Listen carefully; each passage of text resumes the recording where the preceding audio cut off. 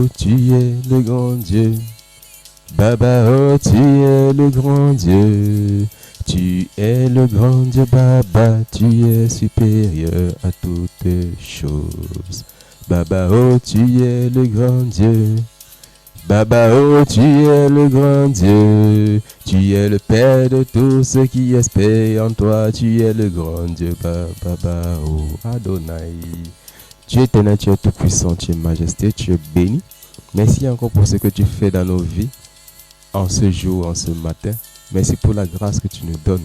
Merci Seigneur pour ce réveil que tu essayes de lancer par ta propre force, par ta puissance, car nous n'avons pas la force pour accomplir les choses. C'est toi qui accomplis toutes choses bonnes et tu accomplis en ton temps, afin que, comme c'est accompli en ton temps, ça fait des choses dans la vie de ceux que tu as prédestinés pour ça.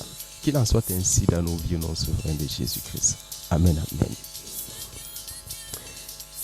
Bien-aimé mon frère, ma soeur, aujourd'hui nous allons lire un texte tiré du livre de Ézéchiel.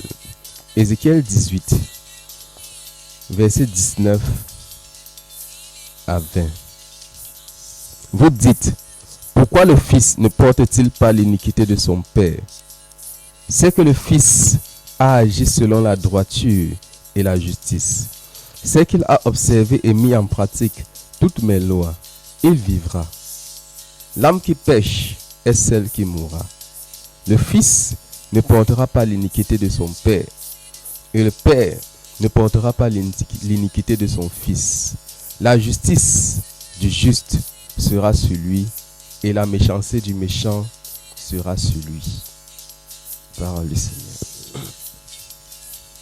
Bien-aimé mon frère, ma soeur, Dieu parle encore en ce jour, dans ce texte, et c'est lui qui est souverain de sa parole.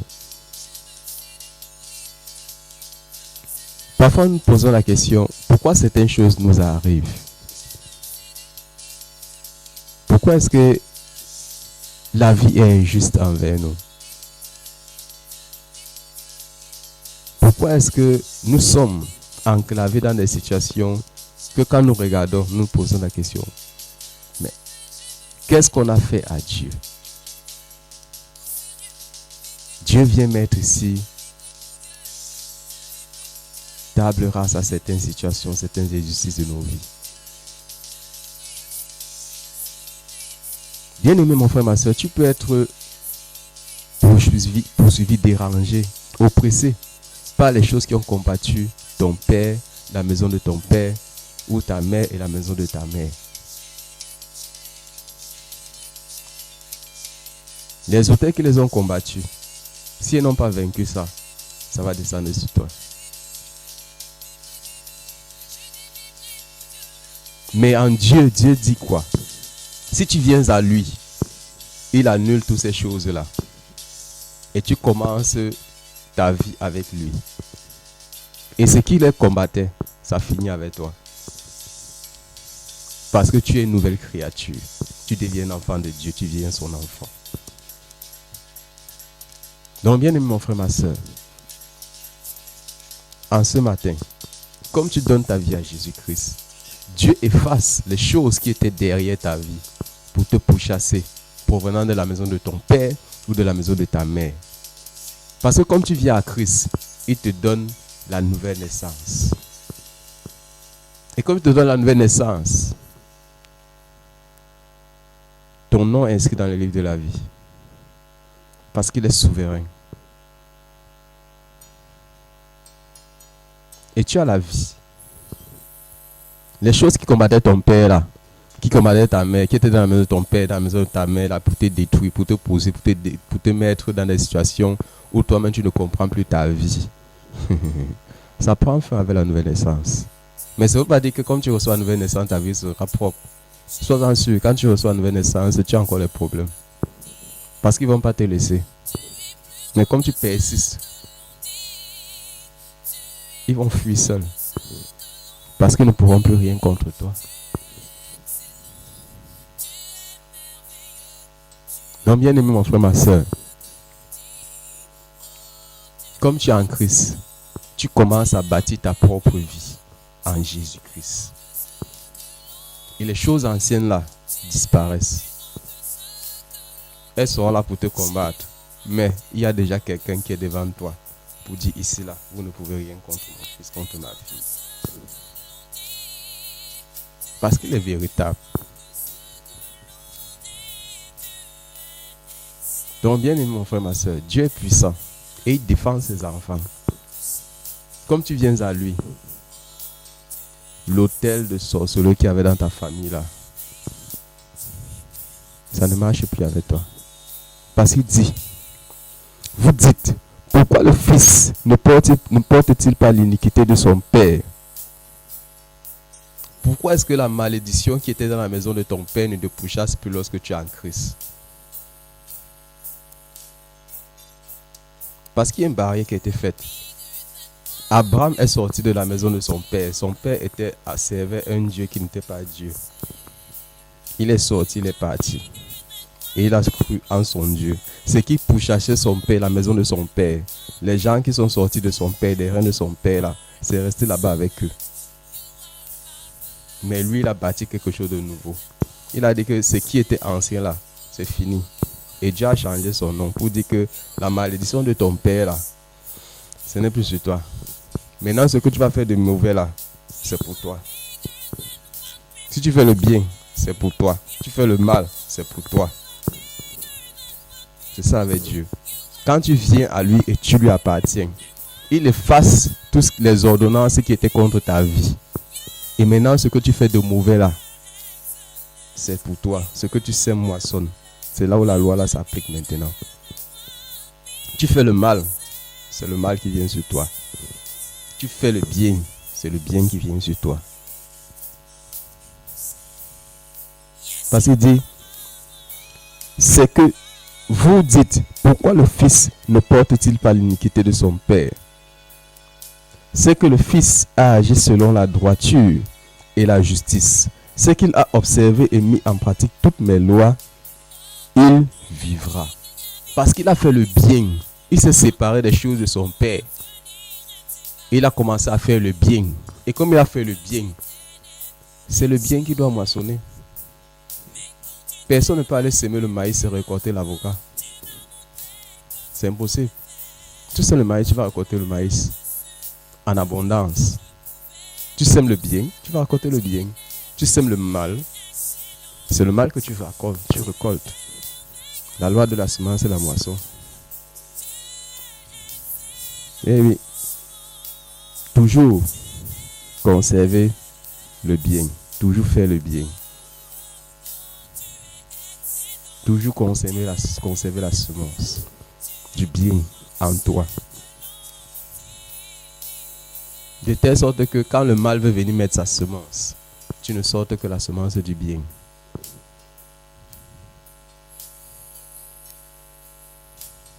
Et oui. Et quand tu sors la semence du bien, tu es en train de bâtir quelque chose de nouveau. Parce qu'à la prochaine récolte, tu vas récolter.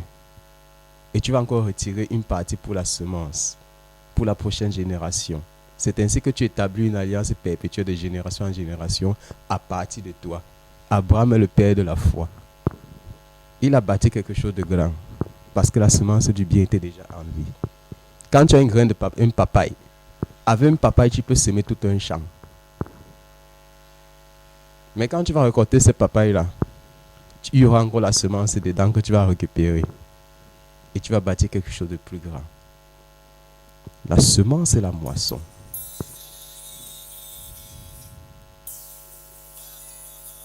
On ne mange pas la semence. On ne consomme pas la semence. On ne détruit pas la semence du bien en toi. On conserve la semence. Parce qu'on sait que dans le temps, les choses vont encore arriver. Et il faut semer encore le bien. Pour que le bien reste toujours dans la lignée. Et ainsi tu effaces les malédictions qui pourchassaient ton père, qui pourchassaient ta mère. Et tu dis qu'à partir de toi, ça prend fin. Parce que tu es le pionnier, tu es celui-là qui a dit que ici, là, c'est fini. Et il dit encore, l'âme qui pêche, c'est celle qui mourra. Le fils ne portera pas l'iniquité de son père. Et le père ne portera pas l'iniquité de son fils. La justice du juste sera sur lui et la méchanceté du méchant sera sur lui. Quand tu observes ces principes, ces lois-là, ce que Dieu recommande. Non. Si ton père a péché, c'est pour lui. C'est pas pour toi. Parce que tu es déjà une nouvelle créature en Jésus-Christ.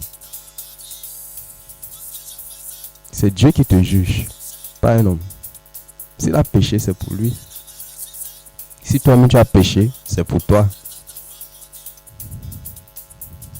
Parce que Dieu est véritable. Il est puissant. C'est lui le véritable Dieu. C'est lui qui accomplit toutes choses en son temps dans la vie de ceux qui le servent.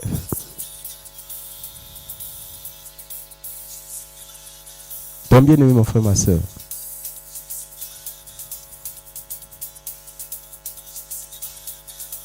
laisse que Dieu te bénisse et te fortifie. Que Dieu te guide et t'amène dans une nouvelle dimension de grâce et de bénédiction.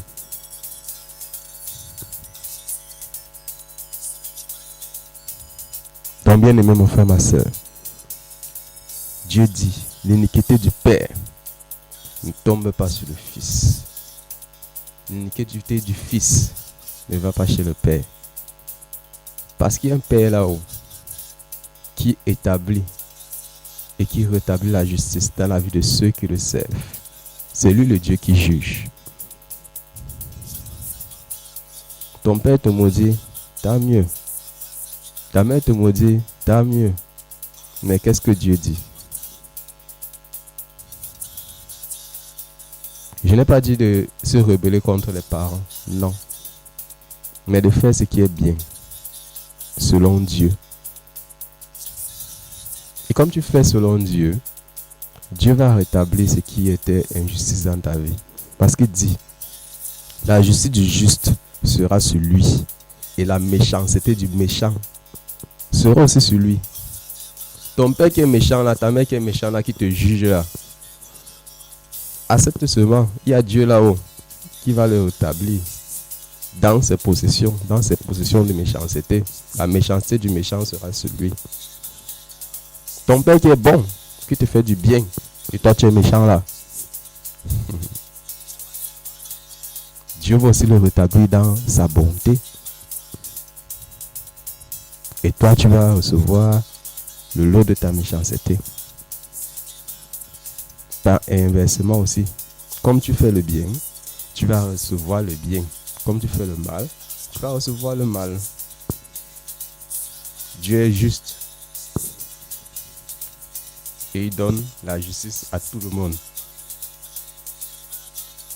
Est-ce que tu vas semer le bien, tu vas récolter le mal? C'est pas de Dieu. Dieu va trouver un moyen pour te faire du bien. Est-ce que tu vas semer le mal et récolter le bien? Ça, c'est dans les cas. Dans la souveraineté de Dieu, quand Dieu veut dire qu'à partir d'aujourd'hui, je t'ai choisi, il change ta vie.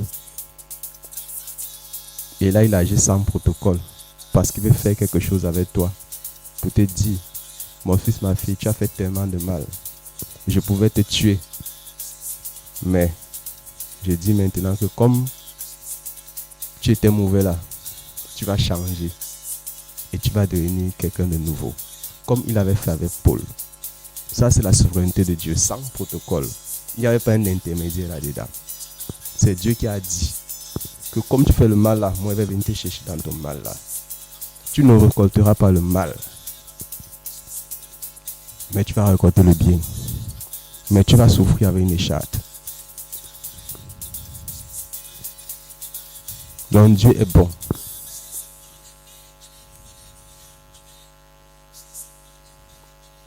Donc, que la justice de Dieu soit dans ta vie. Que la justice de Dieu soit dans ta vie. Tu sèmes le bien, tu récoltes le bien. Tu sèmes le mal, tu récoltes le mal. C'est ça avec Dieu.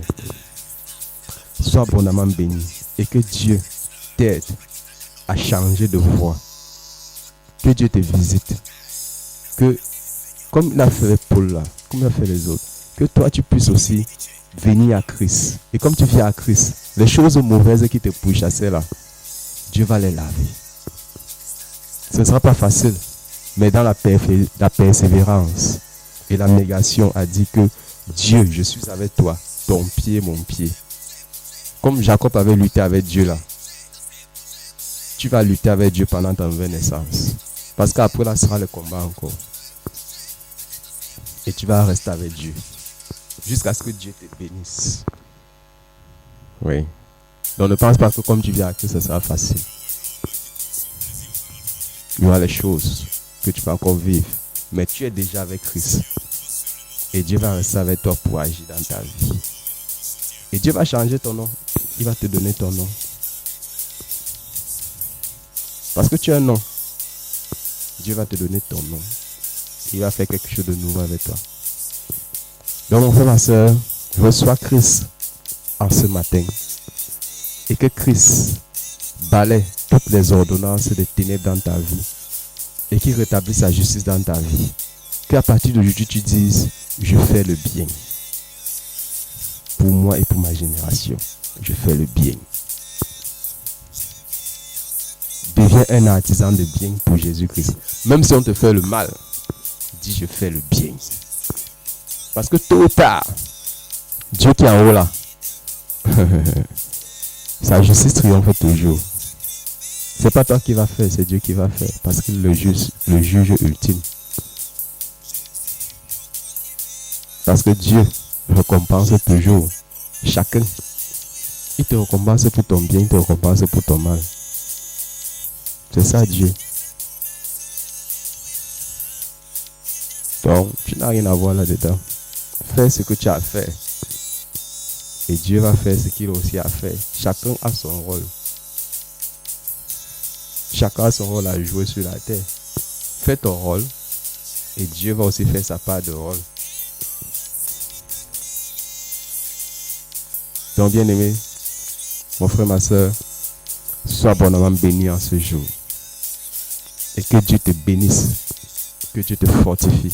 Que Dieu te conduise dans cette nouvelle étape de ta vie. Qu'il en soit ainsi au nom souverain de Jésus-Christ. Amen. Amen et Amen. Bien aimé, si tu as écouté ces paroles, que ces paroles t'a béni, l'occasion est venue pour toi de dire à Dieu, je suis avec toi. Je marche avec toi. Là où tu peux agir, tu seras mon Dieu. C'est qu'ainsi la nouvelle naissance. Tu vas prier avec moi. Seigneur Jésus-Christ, j'ai entendu ta parole. Elle a retenti dans mon cœur. À partir d'aujourd'hui, je crois que tu es mort sur la croix pour que je sois sauvé. Je crois que tu es le Dieu au-dessus de toutes choses. Tu es mon Dieu. Je suis ton enfant. Je suis un enfant de Dieu. À partir d'aujourd'hui, je te reconnais dans ma vie comme mon Seigneur et Sauveur personnel. Les choses anciennes, elles sont passées. Et de nouvelles choses commencent avec toi pour la gloire. Qu'il en soit ainsi. Au nom souverain de Jésus-Christ.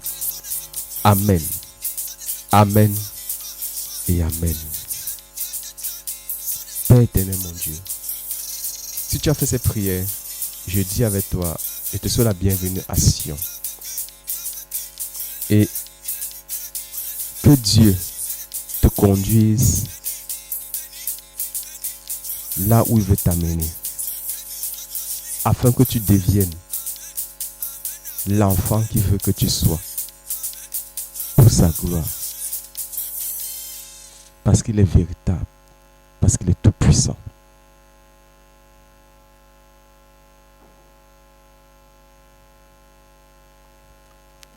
Donc bien aimé, Dieu est puissant et il est au-dessus de tout.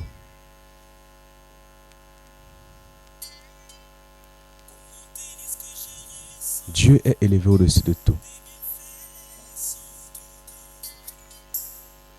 Que Dieu te conduise et t'amène dans la destinée parfaite qu'il a prévue pour toi. Je vais prier pour toi. Père éternel, mon Dieu, mon roi, toi qui as fait avec tous ceux qui viennent à toi, ceux qui sont venus à toi, agis aussi, Seigneur Jésus-Christ, dans la vie de tes enfants, qui écoutent, qui visionnent. Que ta grâce, Seigneur Jésus-Christ, les touche et que tu transformes leur vie. Et que la grâce que tu donnes à tous ceux qui croient en toi et qui se font baptiser, leur localise au nom souverain de Jésus-Christ. Car tu as dit dans ta parole, celui qui croira se fera baptiser, sera sauvé. Que ces grâces soient le partage au nom souverain de Jésus-Christ. Amen. Amen. Et amen. Comme tu crois et que tu te fais baptiser, que la grâce de Dieu te fortifie.